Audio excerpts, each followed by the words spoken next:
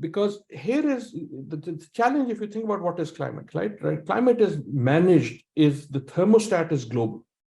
So it doesn't matter who is emitting, right? If you are sitting in Pakistan and you travel from Pakistan to the US, you need a visa, right? But if someone in the US is emitting a molecule of CO2, that doesn't need a visa to come over Pakistan, right? That's the point of climate justice. So what is happening is that there is a common problem, but it is impacting differently different people.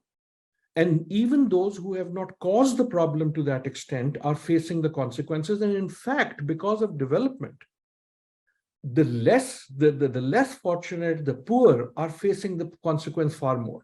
Right? Why is it here? Whenever the flood comes, it's only the poor whose houses get blown away. Why doesn't your or mine? Right? I mean, does nature have something against poor people? Why is it that when drought comes, it's just the poor people who die and you and I don't? Why is it that when the heat wave hits Karachi, the people who die are the homeless and not the ones who have the air conditioners? Now, it's not that nature is unfair. Nature is unfair in that sense. But if you are rich, you have the ability to create a barrier against this harm. You can get an air conditioner, you can build better homes, you don't build your home on the floodplain, right? So the poor are forced, and this is not just by chance, they are forced by you and me to make decisions that are not rational, and they make it not because they are stupid, but because they have no other option. And then you and I come and say, we are going to send you emissions. I want a big car.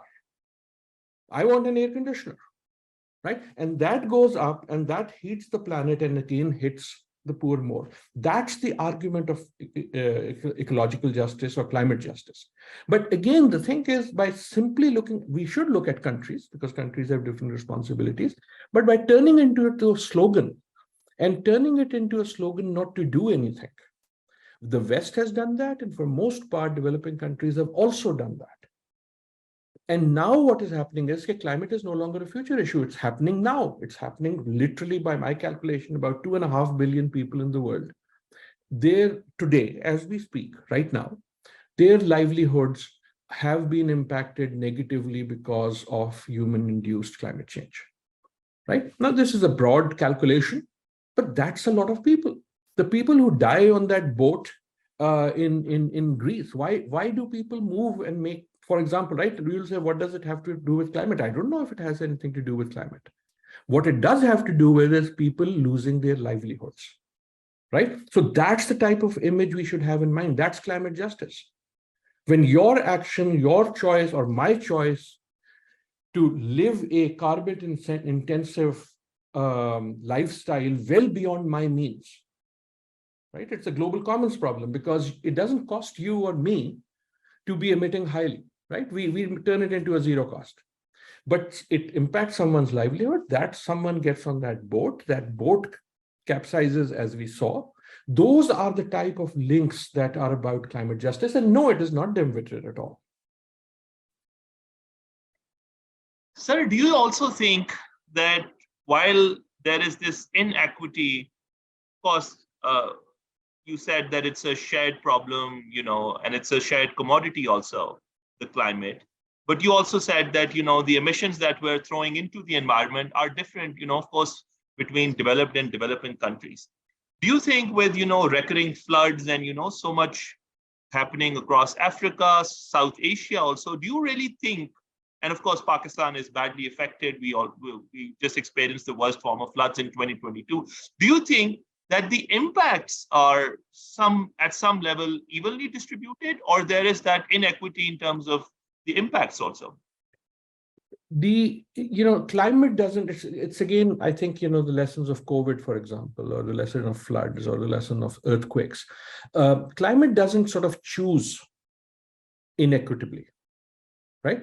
Yeah. But the ability of the poorest people to cope with those problems is differentiated, right? So it's not like climate is choosing inequitably. Yeah. But the impacts are, again, I take the floods, right? I mean, we are both Pakistanis. We've lived with floods, and you've seen more than one, I'm sure, as have I. Have you ever wondered why the rich don't get affected by it? I mean, does the Indus have something against the poor? Does nature have something against the poor? No. You can buy your way out of it. Right? How do you buy your way out of it?